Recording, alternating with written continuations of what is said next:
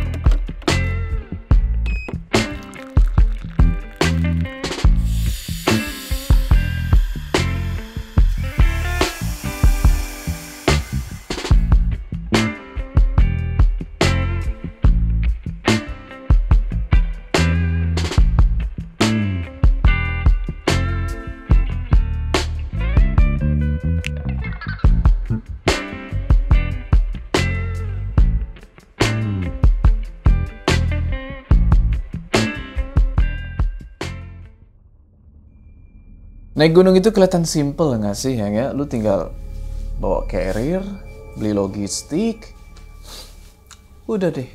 Lu naik tuh ke atas gunung sampai puncak. Tapi pernah nggak sih lo mikir kadang di balik semua pemandangan yang indah dan udara yang sejuk itu ada yang merhatiin kita dan kadang malah ikut turun bareng sama kita. Cerita kali ini datang dari seorang subscriber, sebut aja namanya Hana, di mana dia sama 5 orang temannya naik ke sebuah gunung yang ada di Jawa Tengah atau Jawa Timur nih gunungnya. Ya pokoknya di sekitaran Jawa Tengah antara Jawa Timur ya. Sebut aja Gunung X, sorry gunungnya nggak bisa gue kasih tahu bro. Dan mereka naik ke gunung ini secara tektokan, alias di hari yang sama mereka langsung turun lagi, nggak pakai nginep, nggak pakai ngecamp. Rencana awal sih mereka cuma pengen healing gitu ya, selayaknya orang naik gunung lain. Mungkin ada yang naik gunung cari setan, gue nggak tahu lah. Tapi mereka ini mau healing, mau cari hiburan gitu. Tapi yang mereka dapet malah justru peringatan. Mulai dari ketemu tumpukan batu aneh, ada foto misterius di tengah jalur pendakian, sampai rombongan mereka ini anggotanya bertambah 1 orang. Orang yang gak pernah mereka ajak. Dan yang paling serem nih, pas turun, Hana sadar kalau dia ini jalan gak bareng sama temen-temennya. Tapi dia bareng sama sosok misterius itu. Kira-kira apa sebenarnya terjadi sama Hana?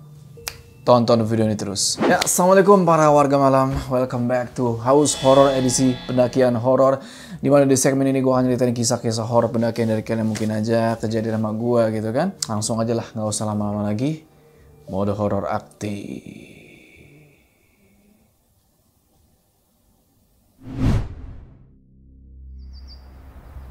Jadi waktu itu Sabtu pagi. Cuaca lagi cerah-cerahnya tuh, lagi cakep. Nggak ada tanda-tanda mendung. Pagi itu Hana bareng sama 5 orang temennya. Sebut aja Adam, Baki, Fandi, Isal, sama Anton. Udah kumpul tuh di halaman kantor tempat mereka kerja. Jam 7 teng tuh, semuanya udah pada nongol. Udah lengkap tuh, udah pada bawa carrier gede-gede tuh. Ada yang cuma pakai sendal gunung, ada yang lengkap banget tuh atributnya. Sampai niat banget beli sepatu hiking baru. Niat banget lah pokoknya gitu kayak, udah mau kayak di endorse produk gunung nih. Nah, Anton di situ jadi ketua rombongan. Oh, dia udah sibuk sendiri lah. Dia yang ngurus logistik, dia yang ngatur posisi barang-barang buat dimasukin ke mobil. Nah, setelah semuanya udah dicek, udah aman, berangkatlah nih mereka ke base camp Gunung X.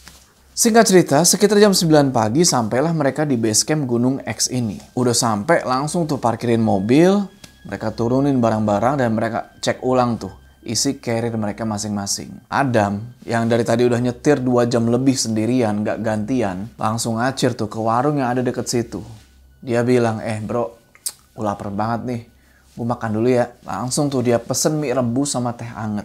Momen-momen ya masih wajar-wajar aja gitu kan. Hana di situ cuma ngemil aja. Fandi sama Isal masih sibuk ngerapiin barang-barang. Si Baki, dia sibuk sendiri tuh sama kameranya. Nyari angle terbaik buat dia selfie. Buat si Baki ini bukan naik gunung bro, kalau belum update story. Setelah selesai sama urusan ngatur barang segala macam, Anton pergilah nih ke pos perizinan kan buat ngurus si Maxi. Mereka emang niatnya tektokan.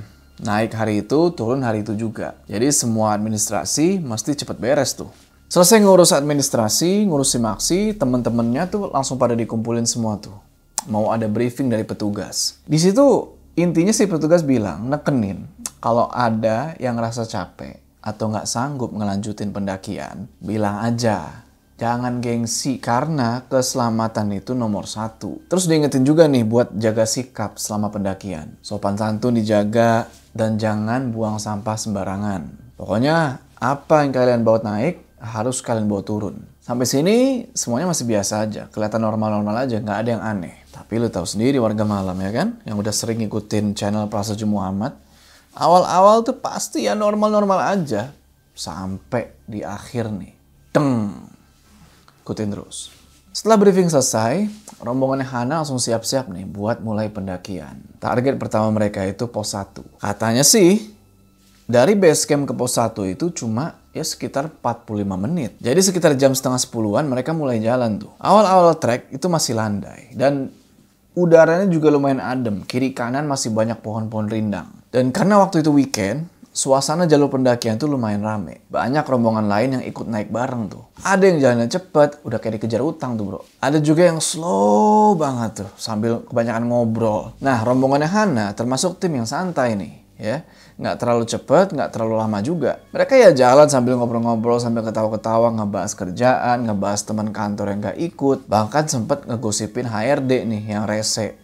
Udahlah, singkat cerita sampai nih mereka di pos 1. Nggak terlalu capek, tapi yang namanya trekking sambil bawa tas, keringet udah mulai keluar nih. Mereka langsung cari tempat tuh buat duduk. Untungnya di situ ada tempat emang buat istirahat, ada bangku dari kayu gitu, dan ada beberapa pendaki juga di situ lagi pada istirahat.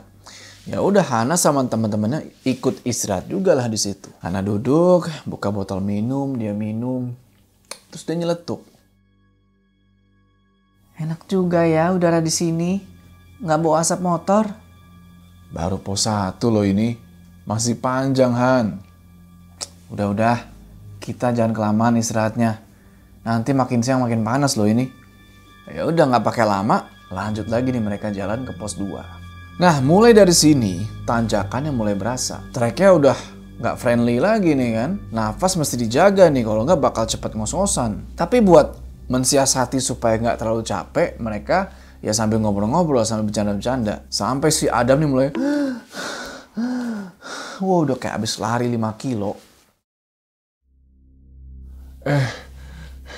Gue tadi makan mie 2 bungkus sih. Ini salah nih, jadi engap gue. Makanya jangan kalap. Udah tahu mau nanjak, malah makan kayak orang sahur terakhir aja. Adam cuma nyengir aja sambil, Hana jalan agak di belakang. Sesekali ya dia moto pakai HP-nya itu kan, suasana hutan. Tapi nggak tahu kenapa setiap kali dia foto kok hasilnya ngeblur terus. Perasaan dia foto tuh udah nggak goyang sama sekali gitu. Nih apa HP-nya yang butut apa gimana? Hasil foto ngeblur terus. Jadi kayak nggak tahu lah. Jadi blur itu bukan blur. Lebih kayak blur kayak ada kabut tipis. Padahal ketika dilihat pakai mata telanjang, itu nggak ada kabut. Setengah jam kemudian, wah, trek makin miring tuh bro. Sampai mesti udah harus pegangan akar, pegangan batu, bahkan kadang mesti jalan ngesot tuh. Tapi mereka masih kompak di situ. Yang capek ditungguin, yang lemes dibantuin bawa carrier-nya sebentar. Tapi mulai kelihatan capeknya gitu lah. Udah mulai dikit ngomongnya. Udah mulai pada fokus ngatur nafas masing-masing. Hana mulai ngerasa betisnya panas tuh. Kalian pernah ngerasain nggak? Betis panas pas naik gunung. Ya mungkin karena dia udah lama nggak olahraga gitu. Terus tahu-tahu naik gunung lagi, kaget nih betis. Dia ngeliat tuh si Isal di depan, jalan terus tuh kayak nggak ada capeknya tuh orang, kayak robot, nggak komentar, nggak ngomong-ngomong, kayak kosong nih orang. Pelan-pelan cuaca juga udah mulai berubah tuh bro, udah mulai agak mendung. Tapi belum turun hujan. Ya udah mereka terusin tuh jalannya. Akhirnya sekitar hampir 1 jam dari pos 1 mereka sampai juga nih di pos 2. Dan di situ ada saung kecil. Tempatnya pas banget buat istirahat. Hana duduk lah di situ kan sambil ngelap keringet. Sambil dia bilang, wah gila perjalanan ke pos 2 lumayan juga ya. Tapi si Anton nyeletuk, itu mah baru pemanasan. Ntar semakin ke atas semakin berasa. Setelah istirahat kurang lebih sekitar 15 menitan di pos 2 itu, lanjut lagi lah pendakian kan. Menuju pos 3. Anton sempat ngingetin, jalannya santai aja. Trek ke pos 3 mulai curam. Hemat-hemat tenaga. Bener aja. Abis dari pos 2 itu, wih jalurnya bukan main. Hana jalan di tengah tuh. Kadang dia di belakangnya Anton, kadang nyalip si Fandi. Tapi nggak tahu kenapa ya. Baru beberapa langkah dari pos 2 itu, ini bukan karena tracknya terjal atau apa, tapi perasaan dia tuh kok kayak nggak enak gitu. Bukan karena capek, tapi lebih kayak ada yang lagi ngawasin. Udara juga udah mulai dingin tuh. Padahal nggak ada kabut sama sekali. Oke lah kalau udara kan namanya di gunung dingin gitu ya. Nah di sini Hana langkahnya mulai pelan nih. Dan nafasnya mulai pendek-pendek tuh. Mulai... Tapi bukan karena tanjakan. Lebih kayak dadanya ini kayak berasa diteken. Sampai di satu titik. Di sisi trek dia ngelirik ke kiri. Dan dia ngelihat sesuatu. Karena sesuatu itu otomatis Hana langsung berhenti. Jadi Hana ngelihat kayak ada semacam batu pipih gitu bro. Dan di atasnya disusun 2 batu lain. Jadi ini batu ditumpuk. Dan cara nyusunnya tuh rapi banget. Bahkan terlalu rapi gitu loh. Hana berhenti di situ, dia liatin batu itu. Nggak tahu kenapa kok dia ngerasa aneh aja ngeliat itu. Padahal dalam hati dia berusaha buat meyakinkan dirinya kalau ya ini kan cuma batu biasa aja gitu loh. Apa yang mesti dianehin sih? Dia ngerasa kalau dia pernah ngeliat yang semacam itu, cuma dia lupa di mana. Dia coba inget-inget, tapi nggak dapet nih yang ada dia malah merinding. Akhirnya dia bikin kesimpulan, udahlah mungkin ini emang ulah pendaki iseng aja nih nyusun batu buat sekedar ya mungkin lucu-lucuan atau apa. Lanjut lagi pendakian, trek makin nanjak, nafas makin berat, kaki udah gemeter sekarang. Dan gak lama jalan dari situ, si Hana nemuin lagi nih hal aneh. Di tengah jalur, tepat di atas batu gede yang agak nongol ke trek, itu ada sebuah foto. Yes, foto. Ukurannya kecil lah, mungkin ya 4x6 kali. Udah kayak lama gitu, soalnya warnanya udah agak pudar, udah agak kekuningan. Tapi Hana masih bisa lihat foto gambar orangnya di situ. Jadi itu adalah seorang laki-laki pakai jas alma mater warna merah, senyum tipis, latar belakangnya halaman kampus. Posenya formal, bukan selfie, bukan foto kandid. Ingat kan? Mungkin ini kayak foto-foto ijazah apa foto KTP kali ya. Tapi foto KTP kan backgroundnya biru.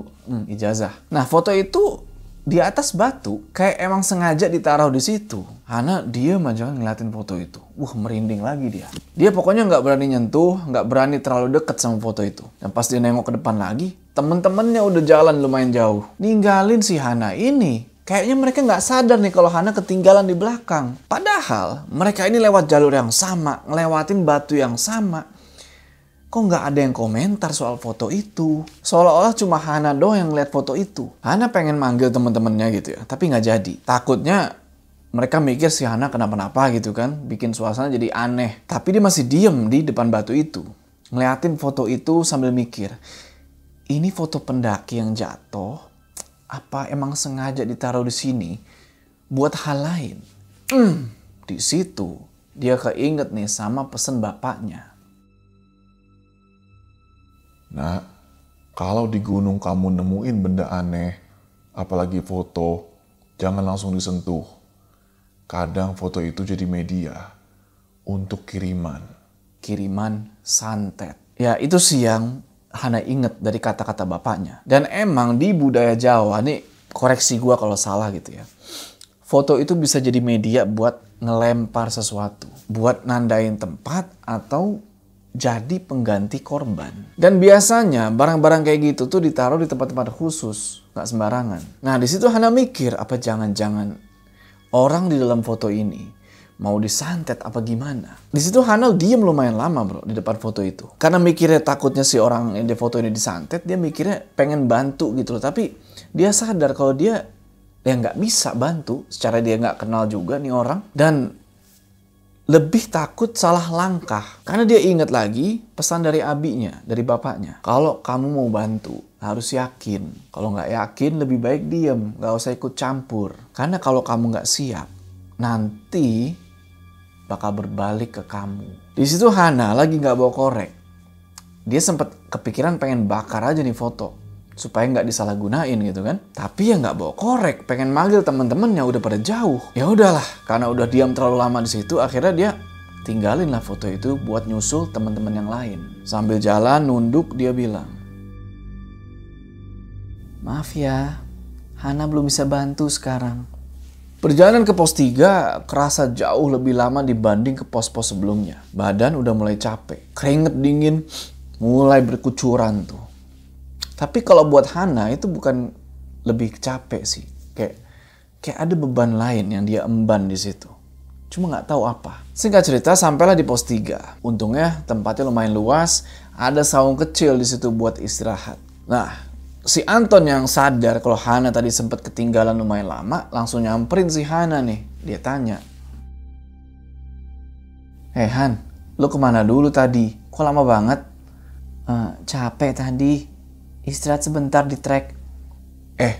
Kalian tadi lihat nggak batu gedean di jalan itu? "Yang mana?" Yang, pokoknya aneh aja. Kayak ada yang naruh barang gitu. "Nggak usah dipikirin. Paling itu punya pendaki. Jatuh kali." Tahu, udah. Dan Parno, lanjut yuk, udah makin sore nih. Beberapa menit kemudian, lanjut jalan lagi menuju ke pos 4. Atau yang biasa disebut puncak bayangan. Tapi kira-kira 15 menit jalan dari pos 3 itu, Hana nemuin sesuatu lagi. Di sisi kiri jalur, agak ketutup semak sama batu besar, ada sebuah kayak struktur kecil dari semen. Bentuknya kayak monumen kecil, bukan tugu. Bukan batu nisan, tapi bentuknya jelas dibikin untuk tujuan khusus. Hana langsung melanin langkah, dia ngelirik ke arah situ. Nah, di bagian depan struktur semen itu, ada tulisan. Udah luntur sih, tapi masih kebaca samar-samar. Di situ tertulis nama seseorang, lengkap sama tahun. Dan di bawahnya itu ada satu kalimat, yang tulisannya kayak gini. Untuk mengenang sahabat kami yang gugur saat pendakian. Si Hana newbie bro, naik gunung. Begitu baca kalimat itu, ada yang meninggal di gunung ini. Jadi ternyata itu adalah monumen untuk mengenang si pendaki yang meninggal ini. Dia tanyalah ke Anton tuh kan, "Mas, emang itu dibuat untuk pendaki yang udah meninggal?" Si Anton ngangguk tuh, dia bilang, "Iya Han, dulu itu pernah ada satu pendaki yang meninggal karena jatuh dan gak selamat."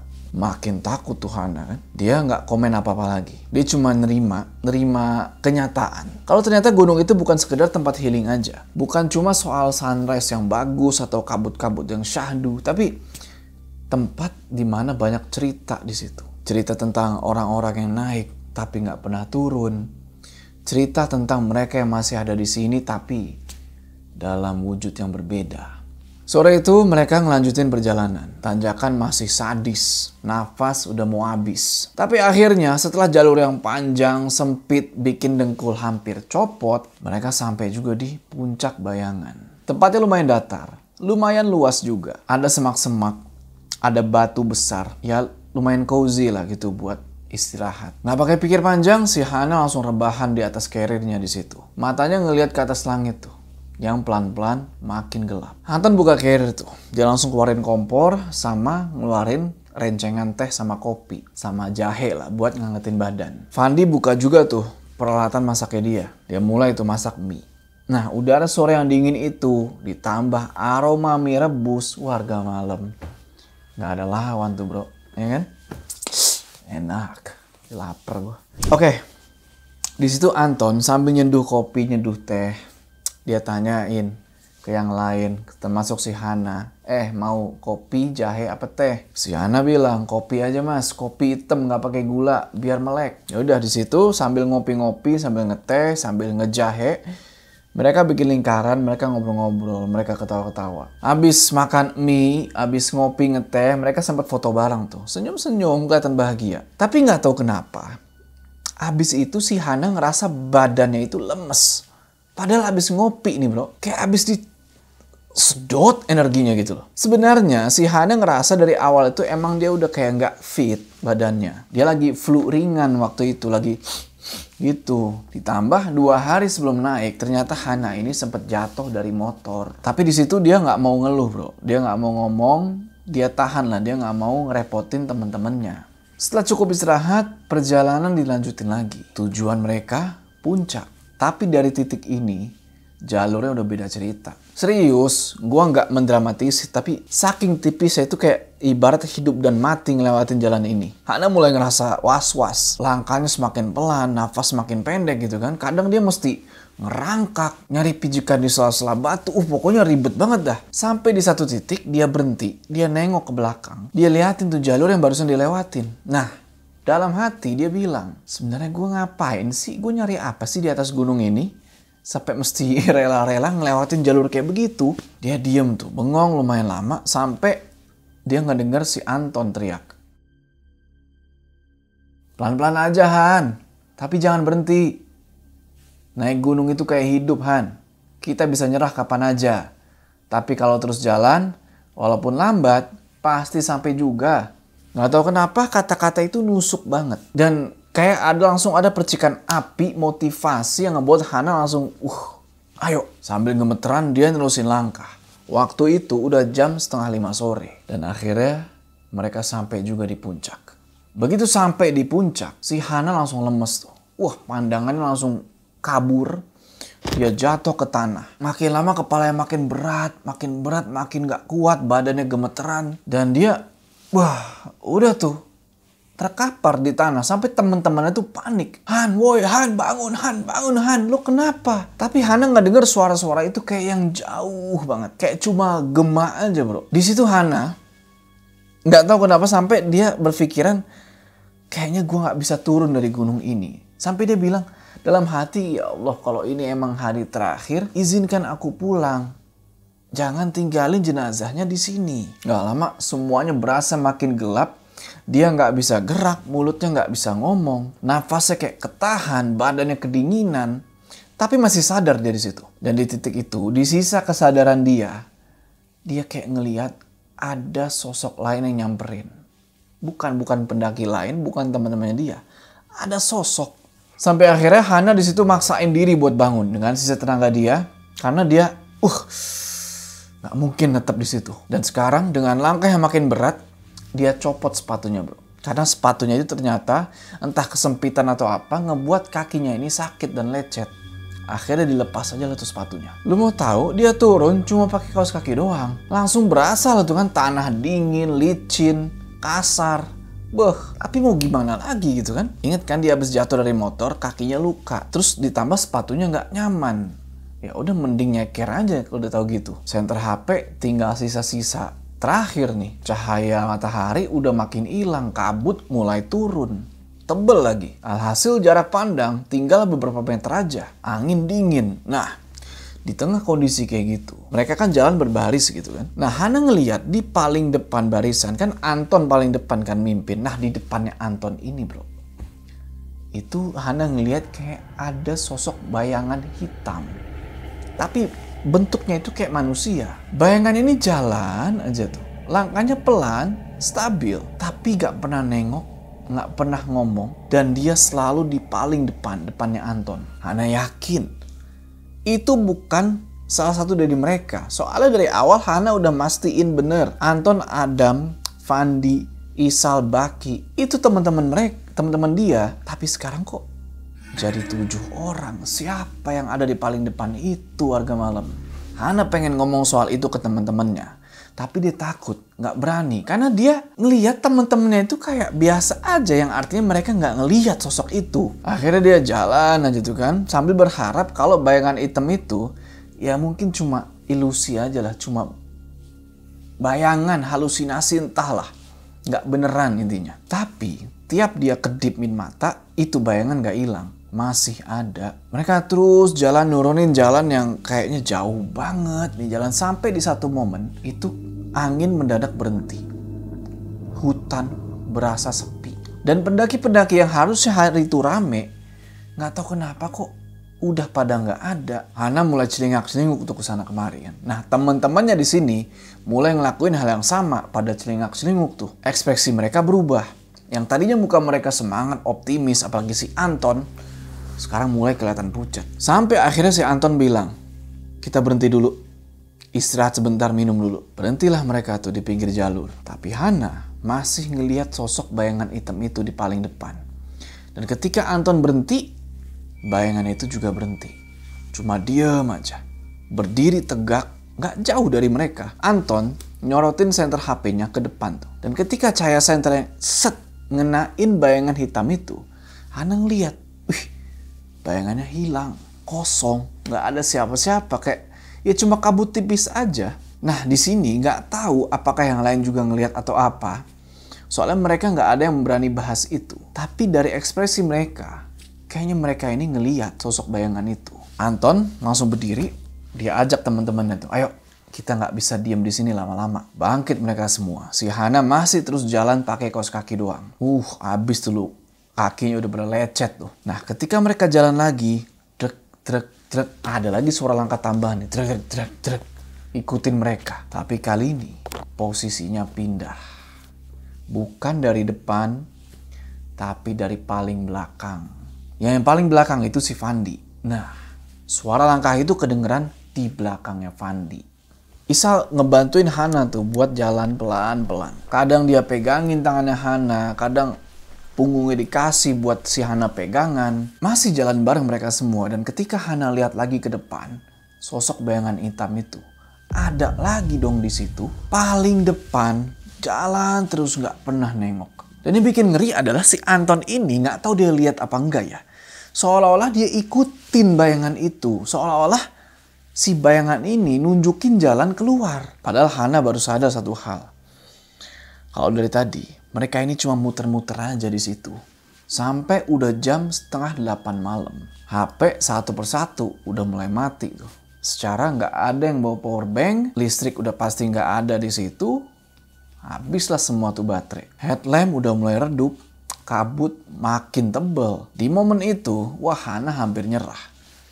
Mau nangis dia. Dia udah gak ngerti kenapa ini kok gak selesai-selesai gitu loh. Harusnya kan biasanya turun itu lebih cepet. Kalau naik 5 jam, turun 2 jam lah gitu kan. Tapi ini kok dari puncak ke pos 3 aja makan waktu hampir 3 jam. Tapi alhamdulillahnya sampai juga di pos 3. Di situ Hana langsung duduk, dia gak ngomong apa-apa.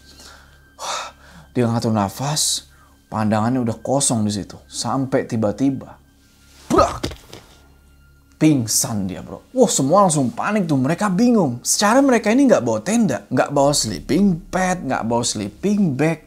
Dan penerangan udah mau mati. Anton bilang di situ. Han, kuat-kuatin please. Jalan sedikit lagi Han. Kita coba sampai pos 2 ya. Siapa tahu ada orang di sana. Tapi Hana cuma diem aja. Nggak jawab apa-apa. Nggak gerak sama sekali. Isal coba panggil-panggil tuh. Han lu masih sadar kan? Tapi nggak ada respon. Wah, pada panik semua. Pada Hana bangun. Tapi tetap Hana gak sadarin diri. Bro, ini Hana pingsan. Kita tunggu dia siuman apa gimana? Jangan nunggu. Ini makin malam. Suasananya juga makin gak enak. Kita harus cari opsi lain. Gue bawa sleeping bag. Kita bikin jadi tandu aja. Terus kita gotong dia ke bawah. Kuat gak kita sambil bawa carrier? Kuat.